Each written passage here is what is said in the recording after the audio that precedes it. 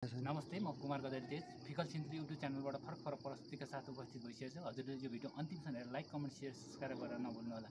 आज एकजना पाहुना हुनुहुन्छ, उहाँसँग कुराकानी हुनेछ। बुवा हजुर नमस्कार। हजुरलाई नमस्कार। के छ, आराम हुनुहुन्छ बुवा? एकदम आराम छ। बुवा त धेरै पहिलादेखिको फिल्म खेल्दै खेल्दै आउनुभएको। मैले सानोमा चाहिँ त्यो के भन्छ तितो सत्यमा देखेको थिएँ क्या मैले सुरुतालीमा चाहिँ हजुरलाई।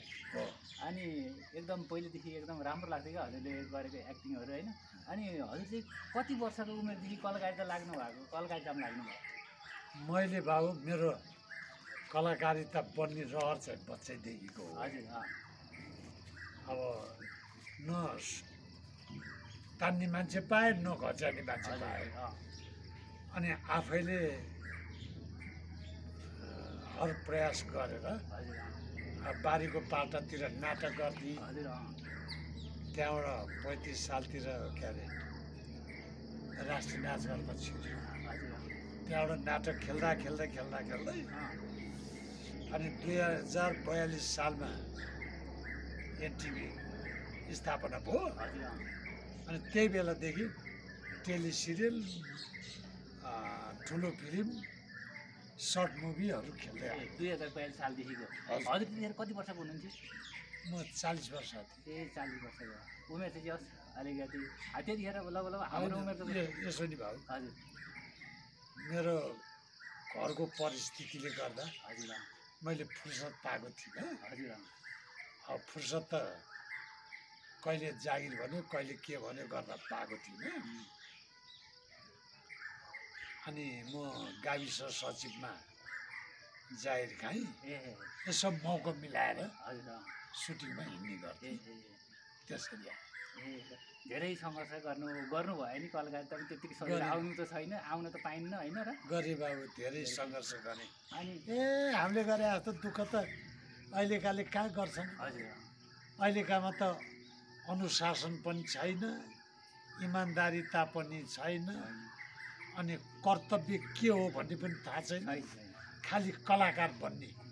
अनि अहिले बामेश्वरले अहिले त घर घरै पछि कलाकार, मलाई त कलाकार हुँ भन्न पनि लाज भइसक्यो। कलाकार अहिले च्याउ जस्तै उम्रेको है, च्याउ साउनमा चाहिँ च्याउ उम्रिन्छ नि त्यत्तिकै नै हुन्छ क्या कलाकारहरू अहिले होइन। सिरियल त्यत्तिकै उम्रिएको छ बाबु। अब जसले नि बोलाउँछ, अब नगयो ठुलो मान्छे भयो भन्छन्। गयो आफूलाई चित्त बुझ्दैन, त्यस्तो गर्छ। अलि राम्रो राम्रो जस्तो बुहारी, नारी, जुठे, कान्छी, भुन्टी, केसरी, हल्का रमाइलो, अनि एउटा राजु मास्टरले बनाएको नाम बिर्स। राजु मास्टरले बनाएको यो पछि बनाएको त्यो भयो। यस्तै यस्तो अलि राम्रोमा चाहिँ खेलिरहेको छौँ। अब त्यस्तामा खेल्या हुन्छ। अनि बिचरा सानातिनाले हामी उभिदिए पनि उनीहरूको भ्युज आउँछ भने जस्तो गरेर खेलाउनु बोलाउँछन्।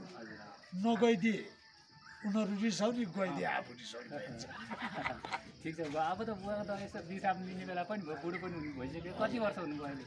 म अहिले 80मा हिँड्छु। 80 वर्षसम्म कलाकारिता जस होइन, दर्शकहरूलाई हँसाउँदै हिँड्नु भएको अहिलेसम्म। अब विश्राम चाहिँ कहिले लिनुहुन्छ कलाकारिता छोडेर?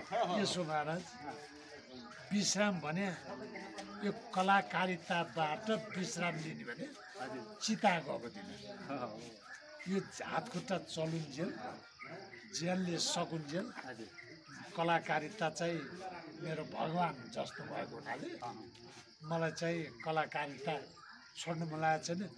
यो कलाकारितामा काम गर्दा गर्दै है, अभिनय गर्दा गर्दै मर्न पाएँ भने त्यही हो मलाई इच्छा छ। अर्को कुरा पनि जोड्न चाहेको, अनि मन्दिरको छेउमा बस्नु भएको छ बुवा, के छ? होइन, आज चाहिँ एउटा गङ्गा भन्ने टेलिसिरियल यो हाम्रो गणेश राईले निर्देशन गरेको, गङ्गा राईले के अरे गङ्गा लामा हो कि गङ्गा मगरले लगानी गर्नुभएको रहेछ। गणेश राई पहिला पुरानो मान्छे भएको हुनाले उनले बोलाए, हजुर मैले हार्नु नसकेर खेल्दिन आइदिएँ। अब राम्रो नराम्रो दर्शकले छुट्याउँछ है।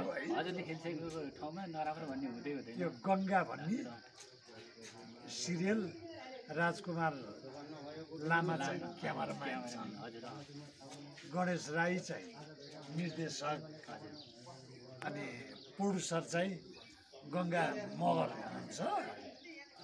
जेउस उहाँहरूको रहर सकेसम्म दर्शक भगवान्ले, हाम्रो भगवान् जस्ता दर्शकले गङ्गालाई पनि मन पराएर माया गरेर हेरिदिनु भयो भने यिनीहरूको रहरमा केही गरौँ भन्ने इच्छा जाग्छ।